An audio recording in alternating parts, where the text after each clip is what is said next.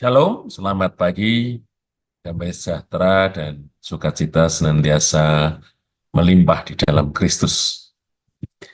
Pada pagi hari ini, saya akan menyampaikan satu topik ya, di 2 Korintus 5 ayat 7.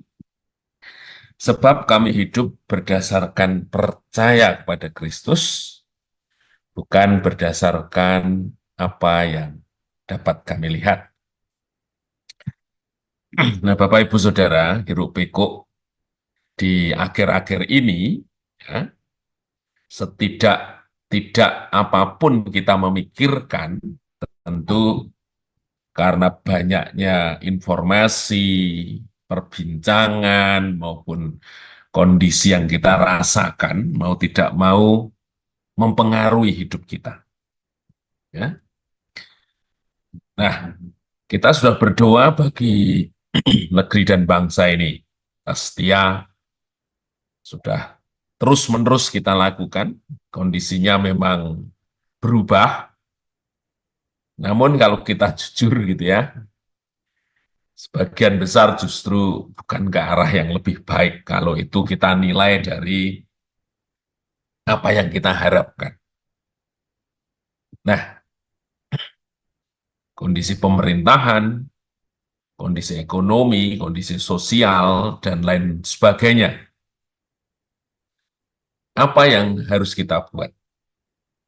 Sementara pada sisi yang lain, kondisi ini tentu langsung maupun tidak langsung berdampak pada hidup kita ketika kita masih tinggal di dunia ini.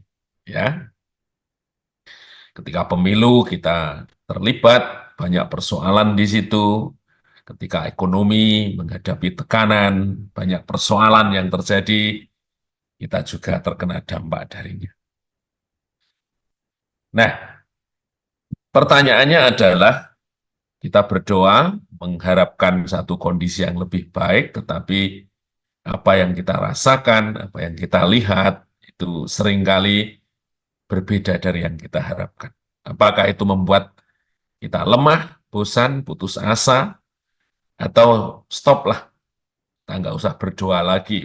Prakteknya dengan apa yang kita doakan berbeda. Nah, tapi kita melihat Tuhan mengajar kita ya, di 2 Korintus 5 ayat 7 tadi, gitu ya,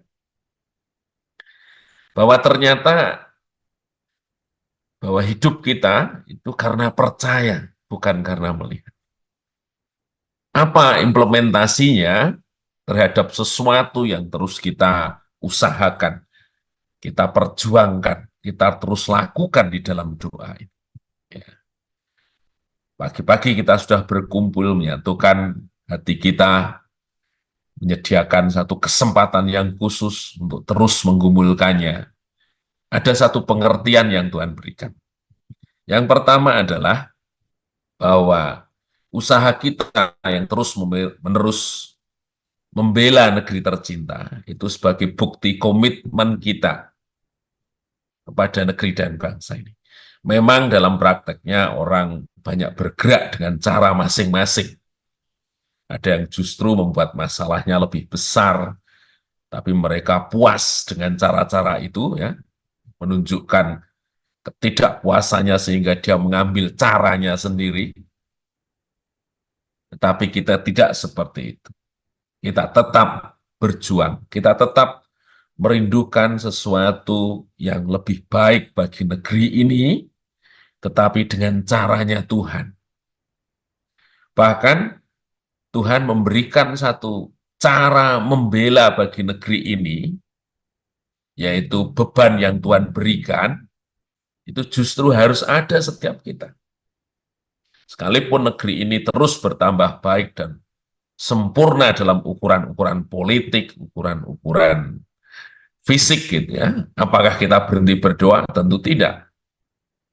Ada satu hal yang jauh lebih sempurna, ada satu hal yang Tuhan inginkan.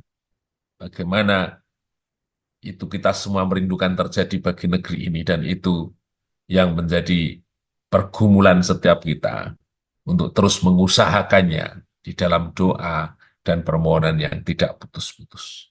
Jadi artinya ayat ini menegaskan tidak ada korelasinya antara hal-hal yang fisik dengan sikap kita sebagai ekspresi beban yang sudah Tuhan taruhkan kepada kita sebagai orang percaya. Entah negeri ini bagaimanapun kondisinya, tetapi sikap hati orang percaya adalah selalu mendoakan agar kerinduan Tuhan terwujud, agar kita mengharapkan sesuatu yang lebih baik menurut ukuran Tuhan terjadi selalu bagi negeri dan bangsa kita. Yang kedua adalah Tuhan mau kita tidak terlarut dalam kondisi hiruk pikuk dunia dan terjebak pada persoalan yang ada. Di dalam Tuhan, Tuhan sudah memberikan satu standar bagaimana kita hidup.